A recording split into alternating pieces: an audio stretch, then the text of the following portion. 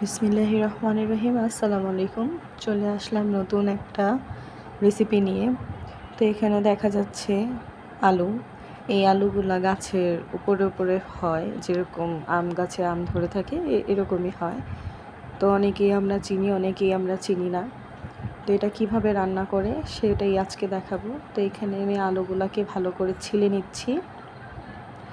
আর এই আলুটা একটু কচুমুখির টাইপের, একটু আঠালো। তো এটাকে আমি আলুর মতো করে কুচি করে নেব, তবে তেমন কুচি করব না, একটু গোটা গোটা থাকবে। এই যে আমি আলুগুলাকে কুচি করে নিয়েছি, এই যে দেখিয়ে দিচ্ছি কীরকম কুচি করেছি। তো এই যে দেখতেই পাচ্ছেন একটু আঠালো কিসিমের। এই শুটকি দিয়ে রান্না করব। এটা হচ্ছে চেলা মাছের শুটকি। তো কীভাবে রান্না করি পুরো ভিডিওটা না টেনে দেখতে থাকুন।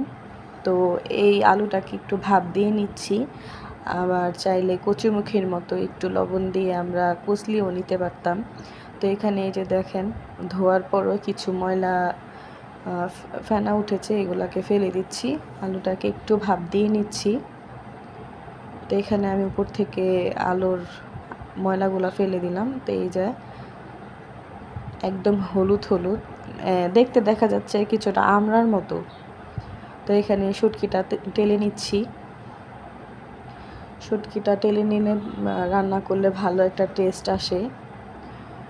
তো আজকে চেলা মাছের শুটকি দিয়েই আলুটাকে ভাজা ভাজা করে রান্না করব, তেমন ভাজা না। তো পুরো ভিডিওটা না টেনে দেখতে থাকুন।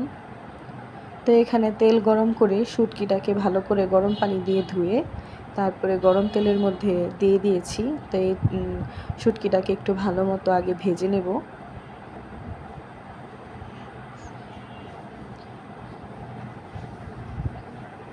শুটকিটাকে ভেজে নেওয়ার পরে এখন দিয়ে দেব কাঁচা পেঁয়াজ, কুচি করা পেঁয়াজ দিয়ে দিলাম। এটাকেও একটু শুটকির সাথে ভেজে নেব। অনেকেই আমরা রান্নার সময় শুটকিকে বলি শুটকি গলে না, কিন্তু শুটকি রান্নারও বিভিন্ন প্রসেস আছে। তো এখানে আমি একটু লবণ দিয়ে দিলাম। এখানে একটু হলুদ মরিচ দিয়ে দেব। হলুদ মরিচ দেওয়ার পরে ভালো করে কষিয়ে নেব।